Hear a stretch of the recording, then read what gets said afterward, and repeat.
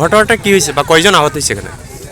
ও তো সেরকম ধরনের কেউ নাই, এটা একটা বাস ডিরেলড হয়েছে। আপনি দেখতেই পাচ্ছেন ওই যে পুষ্রোডটা যা আছে না মেকানিক্যাল ফেলারে, তো লাকিলি ঈশ্বরের কৃপায় সেরকম কিছু হয়েছে না। মাইনর স্ক্র্যাচ যারা তাদেরকে হাসপাতালে, লোকাল হাসপাতালে পাঠানো হয়। কয়জন স্যার এরকম মাইনর? আপাতত 4 জনের খবর পাওয়া গেছে। ঠিক আছে, থ্যাংক ইউ।